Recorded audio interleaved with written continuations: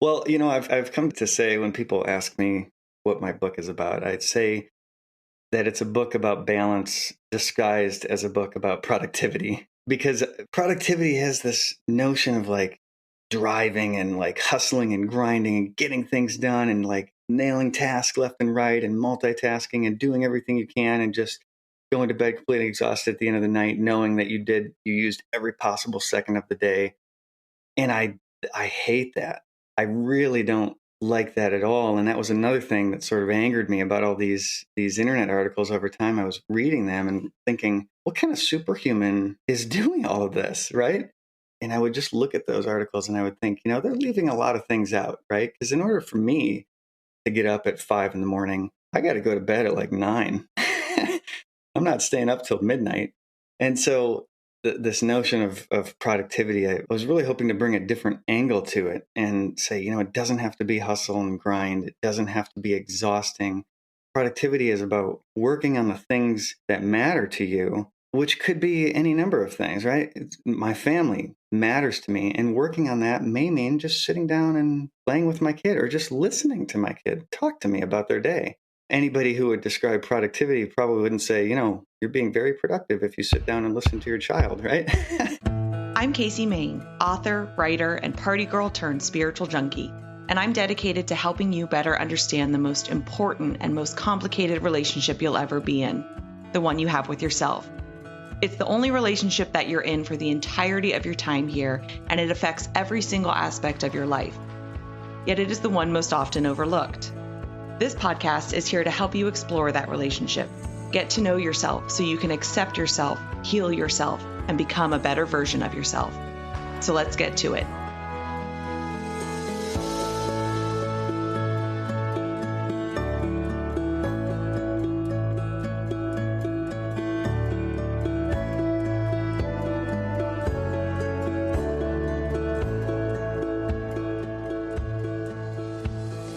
Hello, everyone, and welcome back to another episode of the Better You podcast. I am your host, Casey Main. As always, I want to start off by thanking you very much for being here, for listening to the show, for checking it out, and for choosing to spend your time with me and today's guest. I very much appreciate it. I love this conversation. So today we are talking about productivity.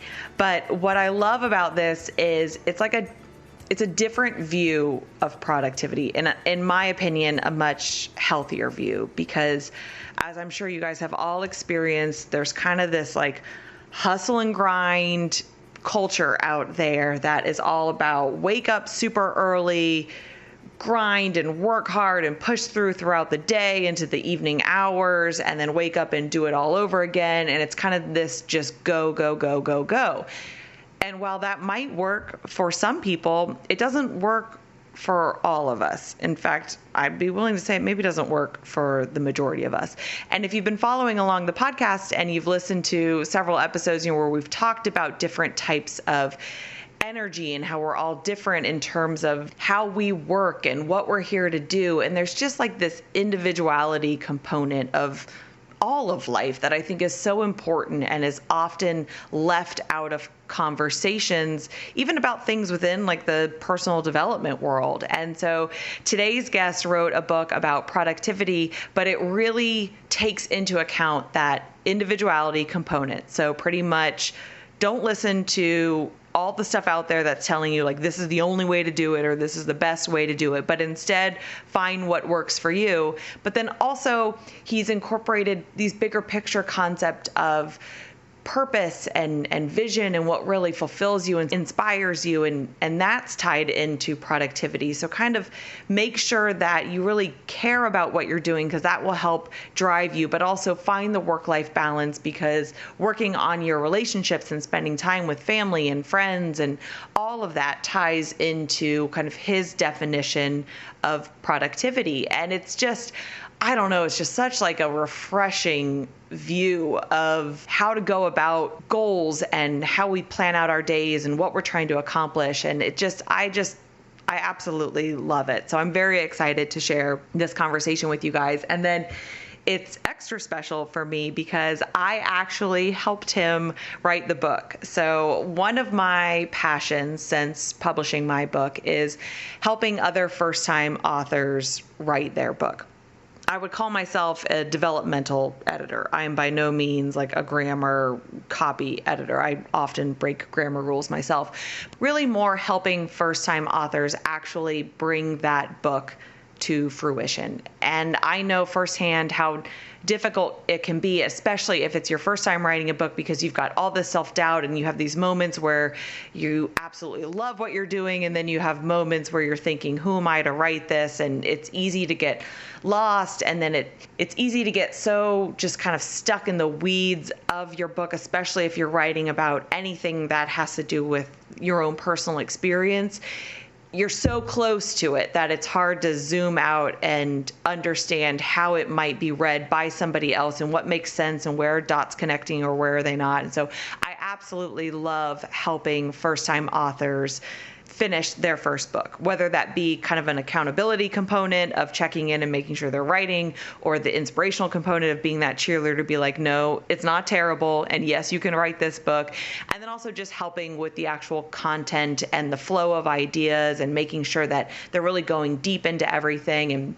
And that's kind of what I helped today's guest with. And so it's really cool, actually, if you buy his book, and I hope that you all do. I definitely encourage you to. It is really a wonderful book, and maybe I have a biased opinion because I helped edit it. But you'll see he gives me a little shout out of being his editor. And so that's like super cool to see. And that brings up a point that if you have always wanted to write a book, or maybe you've started one and it's just sitting on your computer, reach out to me. I mean, I'm happy to help you. It is definitely a passion of mine. As I've told a lot of writers I've spoken to, if I can do it, anyone could do it. I was not writing. I knew nothing about the writing world, the publishing world, the book world, none of it. Like, I knew nothing about what I was doing. And I just kind of figured it out as I went along, and I did it, and I published a book, and so did Michael. And so it's like, if we can do it, you can do it. If you have any interest to, if that's like one of your kind of bucket list goals, like, let's at least talk about it, I'd be more than happy to help you. So just reach out to me, DM me on the socials, or you can email me at thebetteryoupodcast@gmail.com, and we can talk more about that. I really get very excited to help people accomplish big goals, especially if it's writing a book, because that was one of mine for a long time, and I just know that you can do it. If you want to do it, you can absolutely do it. All right, before we talk a little bit more about Michael and this episode, I want to let you guys know what's coming up on the podcast. So next week, we'll be talking to Dr. Emma Sapala. I think I'm saying her last name right. I hope I am.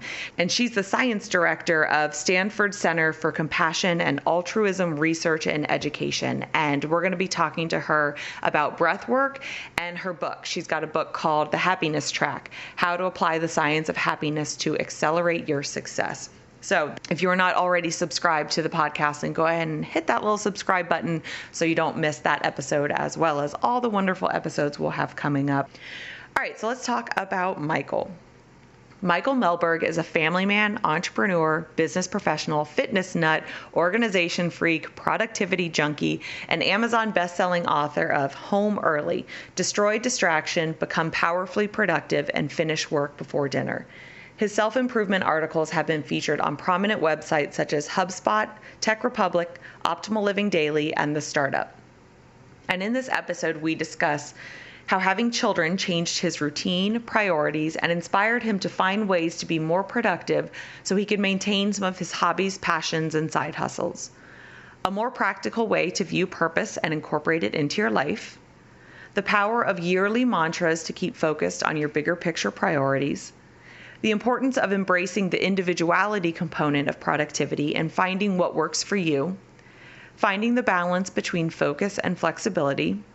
Why it's important to consistently review what's working and what isn't to ensure we stay on track, but also pivot when necessary. And how finding work-life balance is the most productive way to live your life.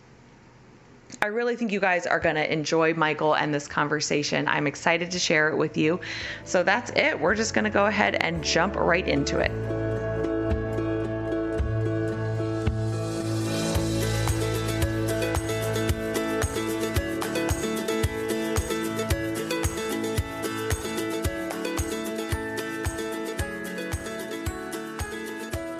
So what I really want to start with, and I love getting like a little bit personal with guests and just better understand kind of your story, because you've written this book, which is wonderful. It's your first book, but I feel like this has been a long time coming.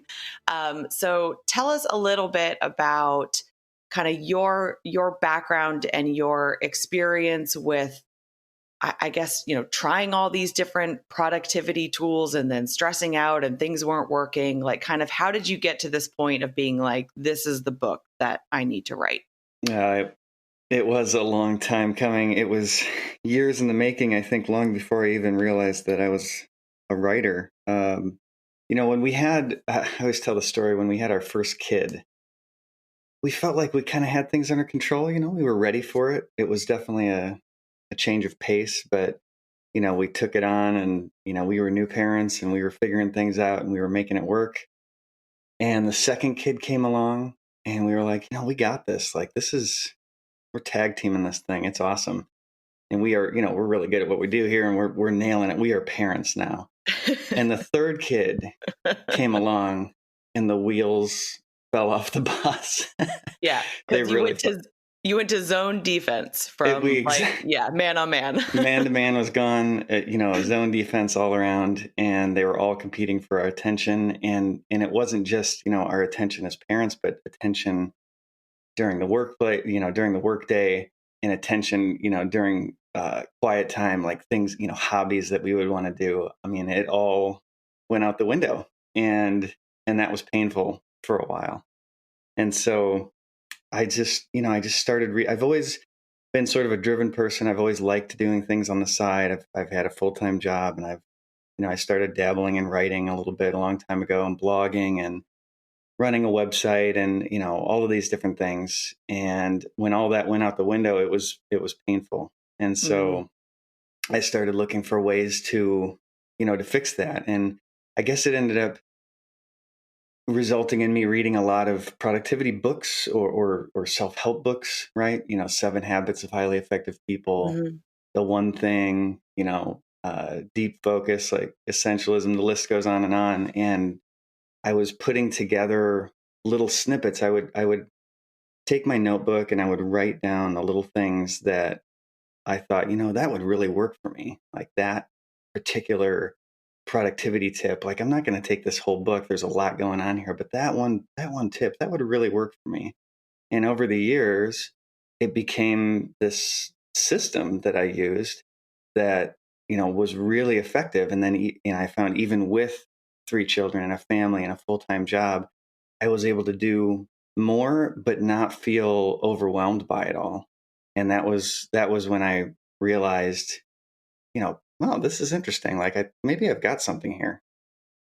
Okay. I love that. And there's a lot in that I kind of want to unpack, because I especially love your perspective that you're a man and you're a dad, because I am neither of those things. So I find different perspectives super interesting. So, like you mentioned, you've always been driven. Where do you think that comes from? Like, do you think that was just like, was it nature versus nurture? Like, were you just kind of always that way? Was that how you were raised? Like, why were you? Because not everybody is like that. Like, there are plenty of people out there that are like, I'm going to go to work, I'm going to do my job, and I'm going to come home, and that's it. But you kind of, as you said, you always had like side hustles and writing and dabbling in other things. Like, where do you think that came from? Oh my gosh. I've never thought about that before. I mean, I have this love of learning, right? So I love reading about things, and I love watching movies and Netflix too. And I find that I'm just inspired in a lot of different areas in my life. Right now, I'm watching the show Kingdom on Netflix, which is a fantastic show about MMA fighting.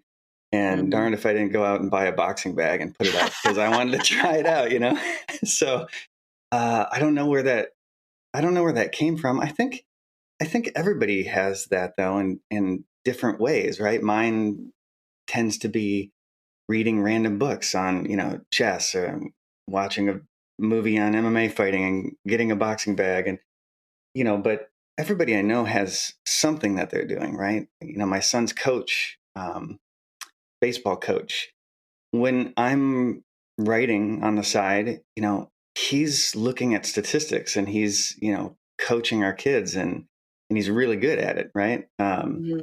My wife, she's a speech pathologist, and she's always reading about latest research, and everybody's got their love, I think, and mine just tends to be all over the place. Mhm. So So does mine. okay, yeah, so we could call ourselves polymaths or Renaissance people or whatever you want to call it, but I don't really know where that comes from. I just know that I have it, and it was painful when I lost it, and I needed to find a way to get it back. Mhm. So talk a little bit about kind of, you mentioned like, all right, you have one child, you're good, two children, you're like, we got this, third one really kind of, runs things off the tracks. But just that switch from not being a dad to then having children and being a dad, did that increase the level of pressure you felt like in a work scenario, kind of that like provider pressure? Like, was there any switch or like intensifying once you became a dad?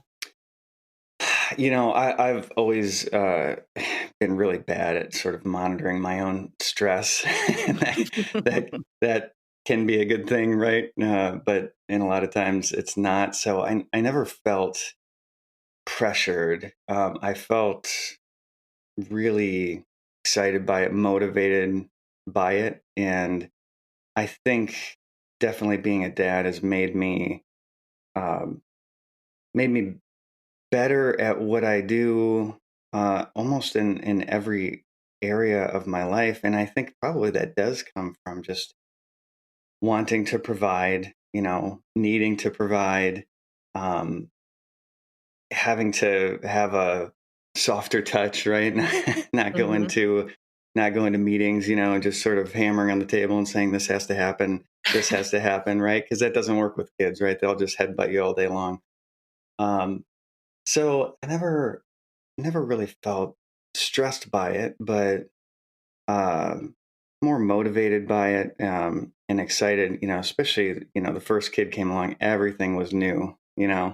And you're learning about how to take care of this new child, and Hmm. and how to be how to be with your spouse in a different way, right? You're it's no longer just the two of you, right? You're both Hmm. now focused on this child. And like I said, the second one didn't change things too much, and the third thing just changed everything logistically. But all of that dynamic still definitely was completely different from just being a single husband to a dad. That dynamic just completely changed, and I felt like I was taking it into work right now. Instead of talking about whatever random book I was reading about, I was talking about my kid, right? Which probably drove people crazy. And I was showing them Hmm. pictures of my kid, which probably drove people crazy. Um, but I did find that it was, helping me in other aspects of my life. Just it was changing me, all throughout, in a lot of different ways. So I find that that's so interesting because, so as you know, like I don't have children, but I know a lot of people who do, including both of my siblings, and it has been interesting to watch. And it's totally understandable. You have children and then you love them and everything is adorable and you want to take a million pictures of them and talk about them and share the photos with everybody. And my brother tells a funny story that, when his first daughter was born and he was the first one out of all of his friends to have a child. And he kept sending them all these photos that he thought was just so like funny, look what she's doing and so adorable. And it got to a point where one of his friends in this group text was like, all right, man, you now have a limit. Like you can send like this many photos a week or something like that. Like they Right. were like, you've got to stop. So I think that it's such an interesting line to walk, or I imagine it is, of being all consumed by this new part and role of your life and this new tiny person in your life, yet also trying to maybe hold on to other aspects of yourself. So those side hustles or those hobbies or those passions or those interests. And I just, I think a lot of people are like, okay, well, those are just on the shelf right now and that's okay. And so I think it's interesting that you were like, I don't want those to be on the shelf, and I'm going to start to do a bunch of research to try and find ways to like bring them back into my life. Yeah, well, and I should say, right, before kids, I had a lot of things on the shelf. Like I said, I loved reading about, chess. I loved reading about science and politics and just dabbling in all of these different things. And then having that first child really focused that, I couldn't tell you now, it's been so long. My oldest kid is 12 years old. I couldn't tell you which things fell off the shelf, but a lot of things did. And those were things that ultimately I realized just weren't all that important to me. Hmm. The one thing that still is on the show, I keep saying chess. I am now, learning a lot about chess and playing chess online and sort of, I don't know, my latest side hobby, I suppose. And that's always been there.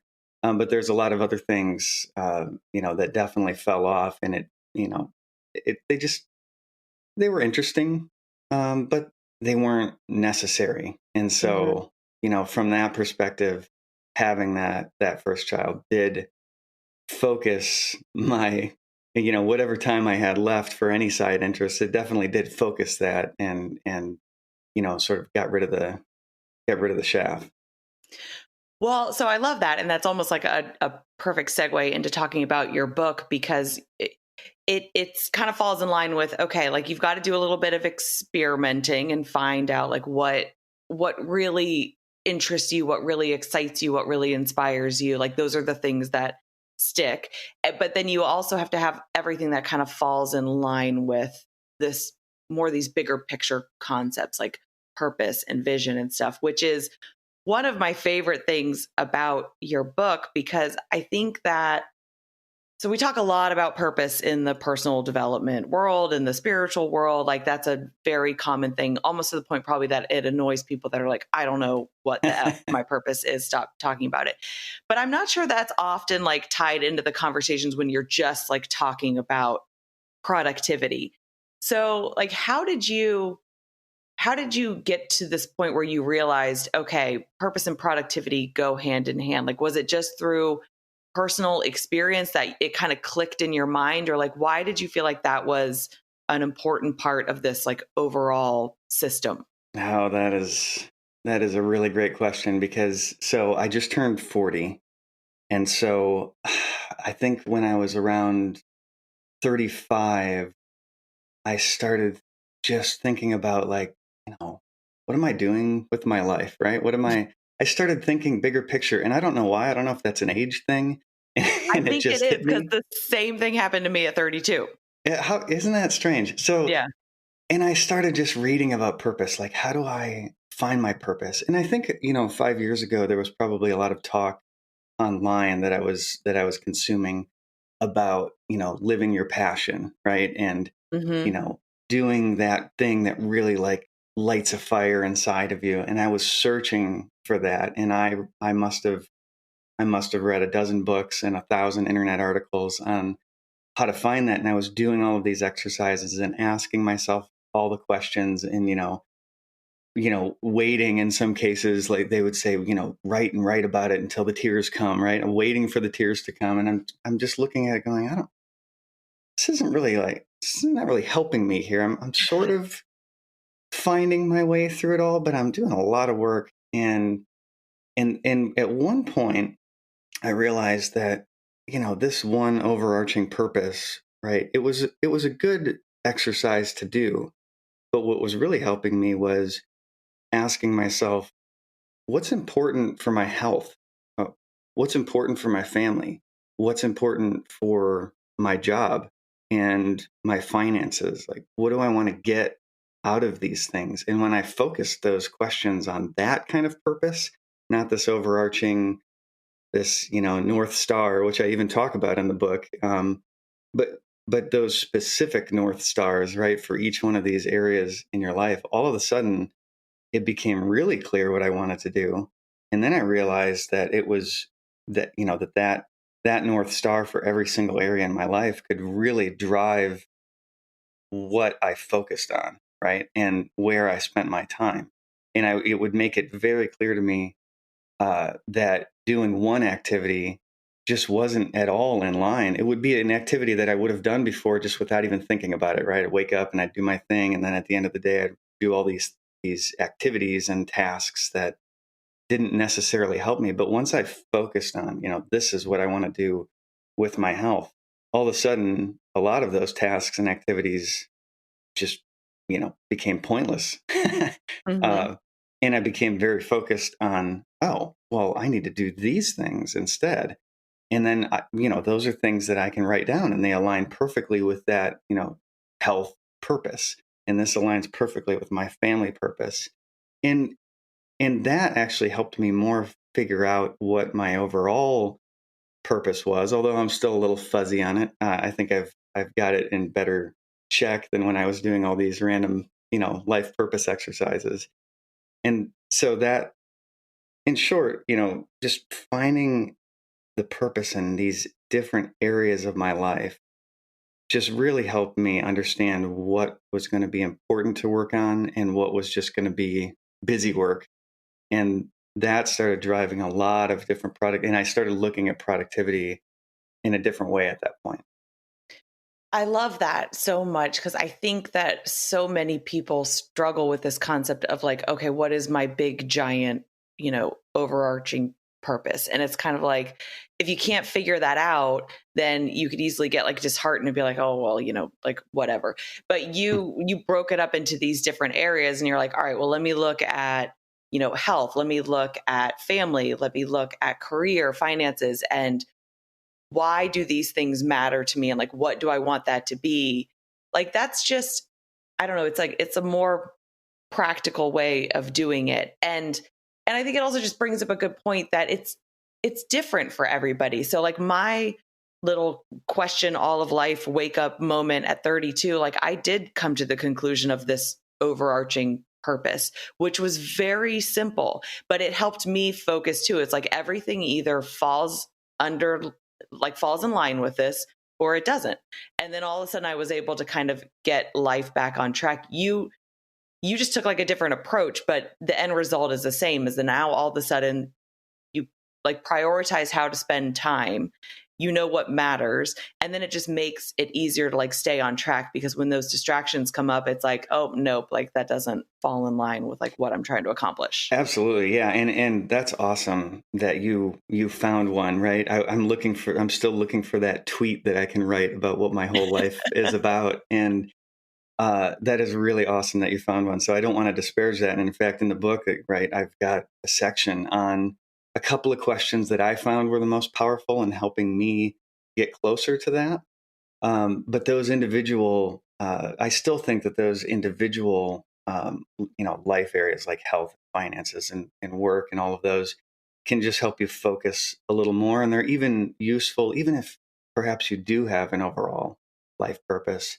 Mm-hmm. Those are helpful in focusing you and your activities and the way that you spend your time in each of those areas of your life, even so. And what I've also found too, and when I was doing a lot of those purpose exercises, I started realizing, oh my gosh, what if I find my purpose and then I have to go do my job, which is different? That kind of Yep. scared me a little bit. Because I'm a corporate weenie, I call myself, right? I'm at a small tech company, and I do marketing for them, and I love that. I love that aspect of my life. But I was finding when I was doing these purpose exercises that nothing was really coming out that said, you should be a marketing guy at a small company, right?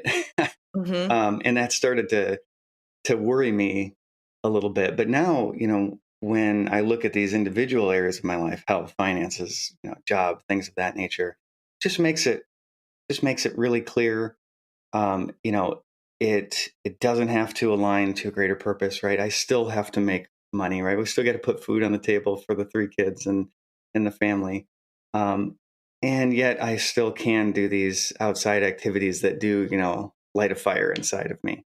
And so that's helped me too. And maybe I'm shying away from it. Maybe I do need to sit down and really work on that and finalize that tweet for my entire life.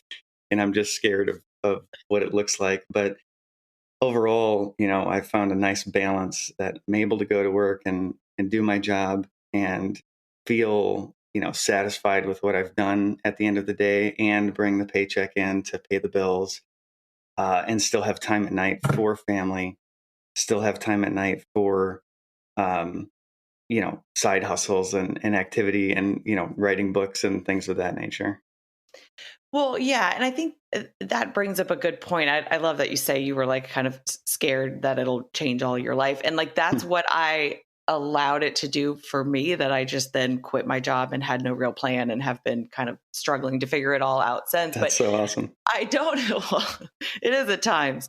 But I don't know. Like, I think it's a misconception that it's like, okay, your job has to be like one and the same as your purpose. Like, I believe, and granted, I don't know, I'm still just figuring it out. And what I think my purpose is might change in 5 years, 10 years, tomorrow, like who knows? Mm-hmm. But like the little tweet I came to, I love how you say that, is make life better.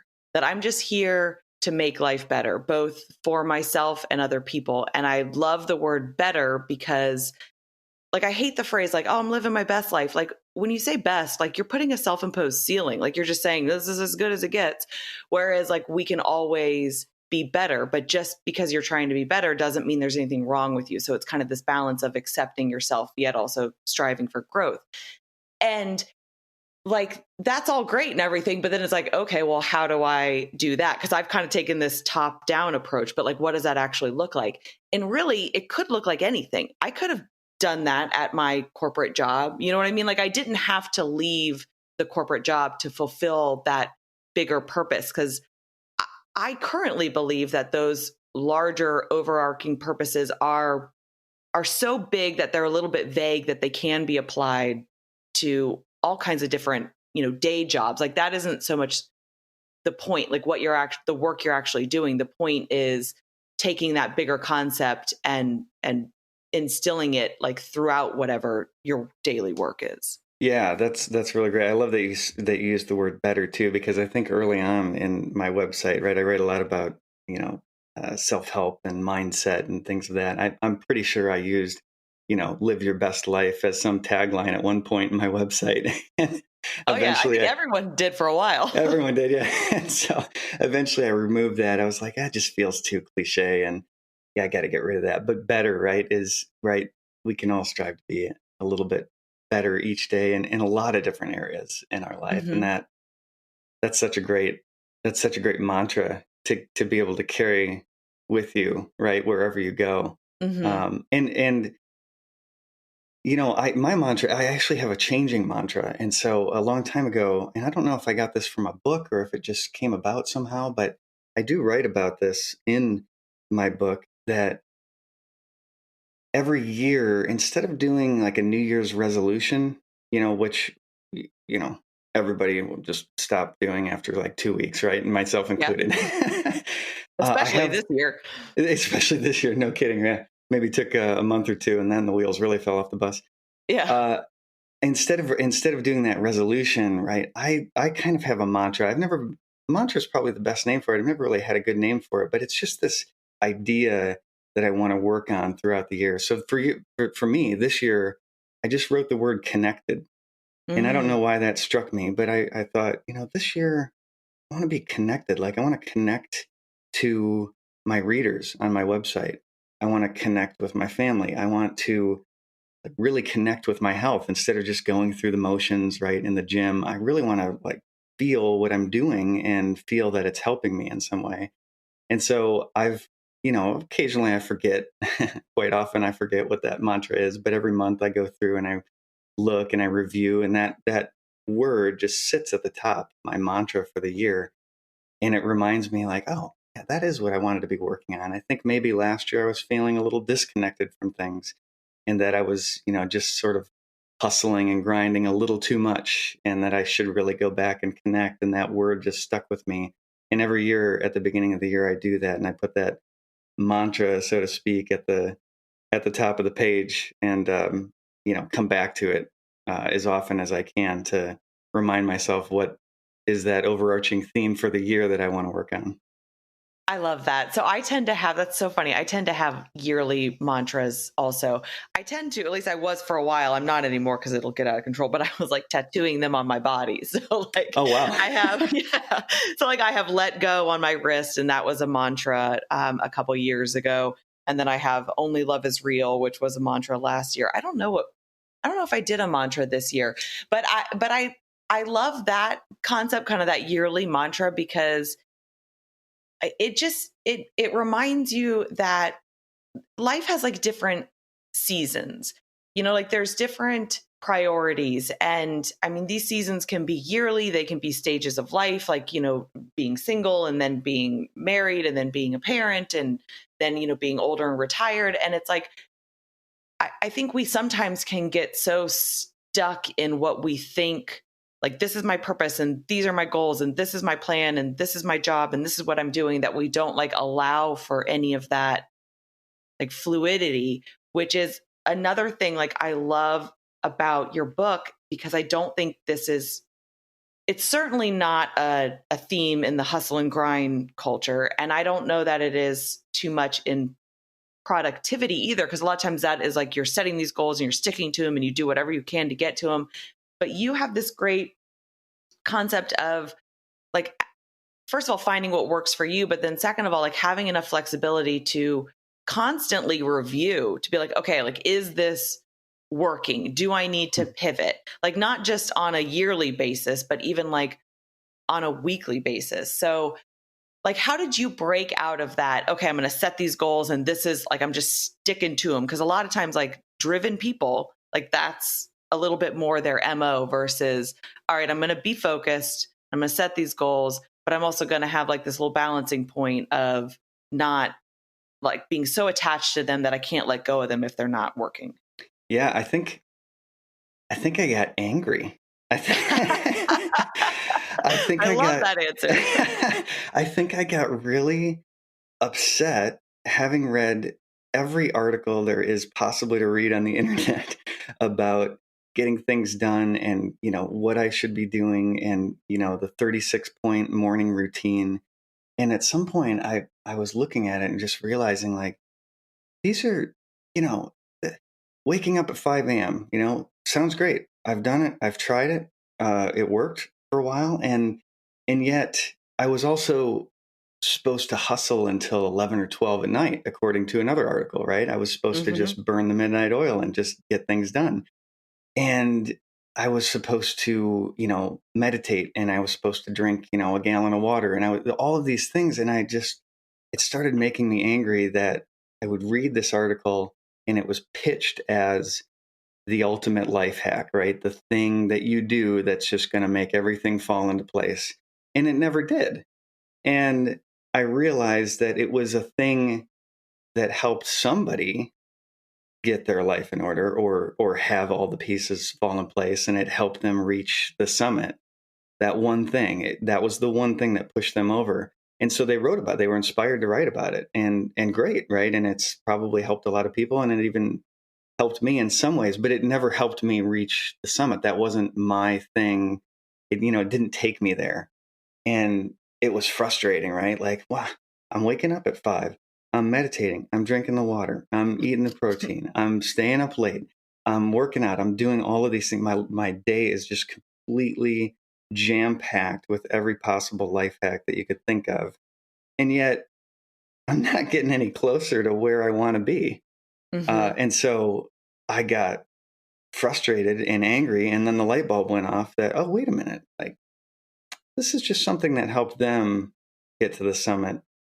And there were probably a lot of other things along the way that they were doing leading up to that, which got them 90% of the way there. What are my things that I need to be doing to get me Mm-hmm. 90% of the way there?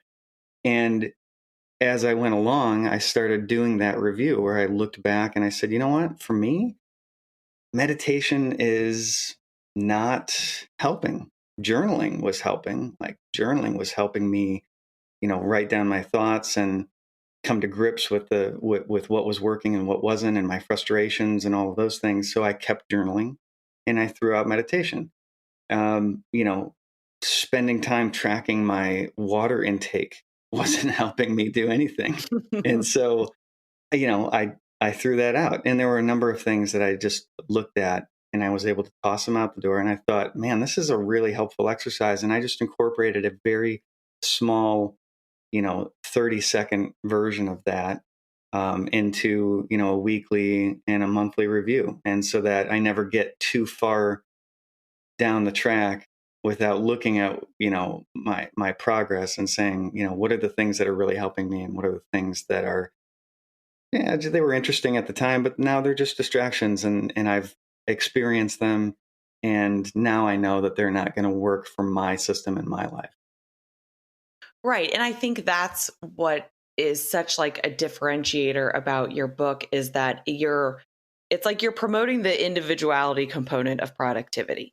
Instead of everybody else saying, this is the system that works, you're like, okay, let's find your own system that has to be tied to your own bigger goals, purpose, mission, stages of life, like all of that, instead of just trying to say, like, this is the only way to do it. Like, even down to the point, I love, like, because you and I are very different in that I know you are like a scheduler. So you'll really like plan out your next day. Like I think in the book, one of the exercises you give, it's like 15 increments of time, right? 15-minute increments. Yeah. And I'm like, I remember reading that and being like, oh, I'm not going to be able to do that. But then you also gave these other options. All right, like if that's not your jam, like here's maybe what will work for you. Like, and so what I have started doing is I have incorporated some of that. So I'll have like my little list of things I know I need to get done the next day. And sometimes I have them in a list, like you talk about, just check them off. And sometimes I block them out on my calendar in chunks of time. So, but it's like, reading that gave me like, okay, I have to the point is know what you need to accomplish, each day or what you want to accomplish so that you don't like allow for those distractions to come in and so that you feel good about what you did during the day. But I was able to like find a system that worked for me versus you trying to tell me this is like what you do and it's the best way to do it. Like I would pull my hair out trying to plan my day in 15-minute increments. Yeah, right. There's no one way to do it. And the funny thing is, like, I subscribe to a couple of those different methods, right? There's the ultimate scheduling method, right? Where you're really drilling down and you're taking account of every minute of your day and you're planning it in advance. And some days I do that. So especially I find when I have meeting heavy days at work, and there's, little tiny blocks of time in between, and I want to fill those for some reason, or I just need to wrap my head around the day so that I can mentally prepare myself for what's to come. I will do that scheduling. Either 15 or 30-minute increments, and I'll go through that exercise and I'll schedule things out in great detail like that. But there's a lot of days that aren't like that, right? Some days I maybe only have one meeting or no meetings. And then I think, whoa, that's a lot of time to do. What do I need to do in that time? Scheduling things out, especially tasks that really don't go well with a schedule, like writing, for example, or fixing up our corporate website, right? Those are things that I don't want to detail out in great detail. I just want to work on it for like a couple of hours, right? And then take a break and then come back to it, or maybe come back to a different task, and I'll use a different method. And so these are those three tools, right, that I outline. You don't have to use each one of them every single time. You can pick one that works for you and run with it, or like I do, right? I learned about all three, and I'll pick the one that tends to work well for that day, or the one that feels right for that day. And most of the time, 80, 90% of the time, it was the right choice. And I get to the end of the day feeling like I crushed it, even though, on Monday I used the scheduling method, and on Tuesday, I used this more loosey-goosey method. Yeah. And I think that's just such a great message of like giving yourself that flexibility to literally like go with the flow of life and how you're feeling and how your day is going, yet also maintaining some structure to it, because that's something I personally like struggle with is, kind of the what is it, like the left side of my brain being like, all right, here we're going to map everything out and everything is going to have a plan and it's all going to be data driven and blah, blah, blah. And then the right side of my brain that's like, no, let's just do whatever we feel like doing. And I feel like this is kind of like a nice marrying of the two. Like it's a compromise between the two to be like, all right, you guys, like, let's meet in the middle. Yeah. Well, I've come to say when people ask me what my book is about, I'd say that it's a book about balance disguised as a book about productivity because Yes. productivity has this notion of like, driving and like hustling and grinding and getting things done and like, nailing tasks left and right and multitasking and doing everything you can and just going to bed completely exhausted at the end of the night, knowing that you used every possible second of the day. And I hate that, right? I really don't like that at all. And that was another thing that sort of angered me about all these internet articles over time. I was reading them and, thinking, what kind of superhuman is doing all of this, right?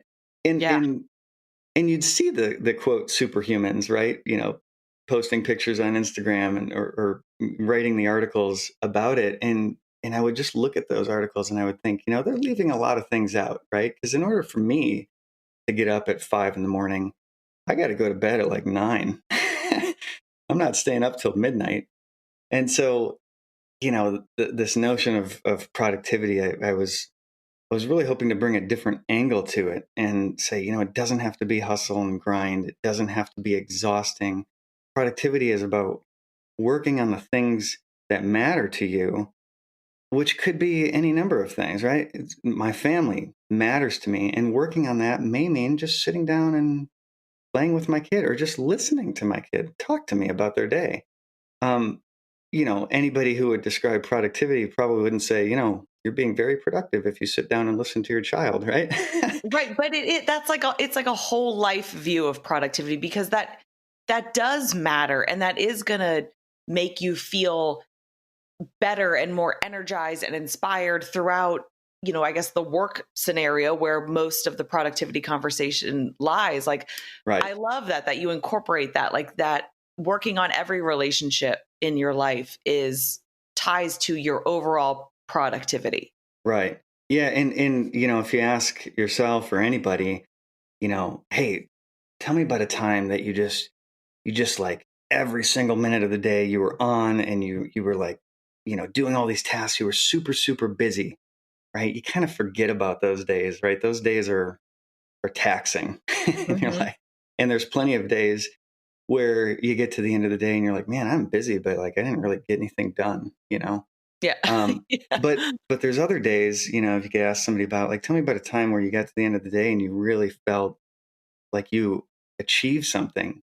They'll name one or two things that really mattered to them, right? Oh, I went with my family to this campground and we just had the best time ever. Or, I was working on this hard problem at work and it finally all clicked for me. And man, I just left, it was a great day. Like that. And that's the only thing. But Mhm. that was a truly productive day for them because they left feeling accomplished, not feeling exhausted, not feeling like they did a bunch of busy work. And there's a huge difference between those two. And that's where I want to be. I want to be on the side of feeling accomplished and not exhausted versus feeling like, oh, I just did a bunch of busy work all day. And yeah, man, I was really productive, right? That's Yeah. not where I want to be. Yeah. I love it. Okay, so I have to ask because I know when you were writing it and we were kind of talking about, all right, well, like who is your audience? Like who are you writing this book for? A lot of times you would mention, I think it was like a neighbor or somebody down the street who was just like working like crazy. Has he read it? He has, and he has gone through some of the exercises and he's given me good feedback on it. I don't know how much he's incorporated though, so I Mhm. haven't closed the loop with him on that yet.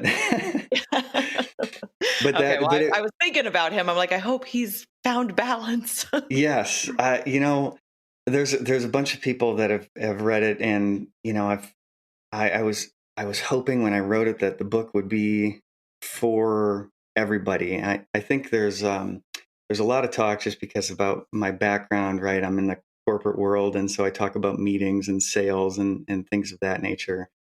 And it definitely applied to him, right? He was also in the corporate world and, taking meetings at 9 p.m, uh, which was driving him crazy. And he needed to get out of that. And to that extent, I think he's pulled the reins in a little bit, and he's used some of the techniques in the book to help him. But I've also, had folks on my son's baseball team read it who are not in the corporate world, and they're like, this was really helpful. Like, you talk about meetings and stuff like that, but I get the concepts, the stories that you told, helped me understand how to apply this to my particular job and my particular situation. And so I've been getting a lot of good feedback, and that's been extremely rewarding. Yeah, because ultimately it's like meetings or whatever, it's obligations throughout the day, like whether it's a meeting or you've got to go pick up your kid from preschool and take them to a play date. Like it's the things in your life that you have to do Yeah. versus like, but then how do you incorporate in the things in your life that you want to do and that really inspire you and energize you, and then how do you do that all in kind of like an efficient manner so you're happy versus like frazzled all the time. That's it. Yeah, exactly. And at one point, when I was doing all of those purpose exercises, there was one thing that sort of stuck out to me that, you can wake up in the morning and you can do your thing and then go to bed at night, and you wake up and you do your thing again and you go to bed at night and you do it again and you rinse and repeat. And you look back and you're like, oh my gosh, 5, 10 years have gone by. Mm-hmm. And I didn't want to get to that point 10 years down the road where I look back, I'm like, what have I done here? What this is my life that I'm living here. What have I done with it, or what do I feel proud of? And so there was this concept of, sort of designing your life, which sounds, really intricate, but it really, to me, that just meant, where am I going to spend my time? Yeah, I still have to take the kids to the practice, and I still have to be a dad. I still have to be a husband. I still have to do the job. But, if I just set a few goals or things that would really make me feel satisfied as a person, if I looked back and I said I accomplished those things, I would feel really proud, right? Or if something were to happen, right, some circumstance, or hit by a bus thing, the hit by Mm-hmm. a bus scenario, would I feel regret at that last moment, like, oh my gosh, I didn't do that thing I wanted to do? So so I sort of embarked, that really helped me embark down that path of, quote, designing my life, which to me was just really thinking about, what do I want to accomplish in these next few months, Mm-hmm. years, and then breaking it down, and, okay, what do I need to do today? Is there just one little thing that I could do today to get a little bit closer to my goal? So that when I get 10 years down the road, I look back, I'm like, yeah, oh, that was a great design. Like, I feel good about this. Yeah, and I mean that's really like I just realized like in the spiritual world we call that like living intentionally. That Mhm. you're really actually like thinking about how you're living your life, which is just we it's just so easy, like you said, we get on this just kind of unstoppable train of like, okay, this is what I do during my day. And then we're just kind of sleepwalking through life. And at some point, we're just barely getting by. And then at some point, I think you kind of wake up and you're like, wow, I didn't do the things, I haven't been doing the things I want to do. And like that catches up to people at some point. And so that's really, I mean, you frame it as productivity, but it's really living intentionally. And then also like you're just kind of making the argument that actually work life balance is the most productive way to live. Sure. I mean, that's when I feel most productive, is when I have, and it can be the smallest thing, right? When I was writing the book, if a day went by where I didn't write something, I'd say, man, I kind of missed the boat there. I wish I made a little progress on my book, because now it's going to be a day later than, I probably wanted it to be. But even if I sat down and I just, I edited one sentence, right? Sounds so Mm-hmm. inconsequential, but that's a sentence that needed editing. Mm-hmm. And I would be like, oh, I check that box. Like, it did feel good, right? To just make a tiny bit of progress. And it took a year and a half to pull together. And when I look back on it now, that whole living intentionally or designing your life, however you want to look at it, it really makes a lot of sense in retrospect, because getting the book out the door was a series of very tiny things that I did, Mm-hmm. fairly consistently, that got me to clicking the publish button. Yep. And so, and now, the reward of that was huge for me. And that was a big, goal and thing driving me every single day. So now I got to use some of the techniques that I wrote about to find the next thing. That was just going to be my question. Like, what's next for you? Because now you've got, so write book, check, did it. It's out in the world. It's selling. What are you working on now? So now I am working on sort of a complement to the book, right? So the book takes you through, finding your purpose in these different areas of your life, and writing a vision for how you want to live your day, and how you want your best year to look like, and then how to drive that down into the details of what you do during the day.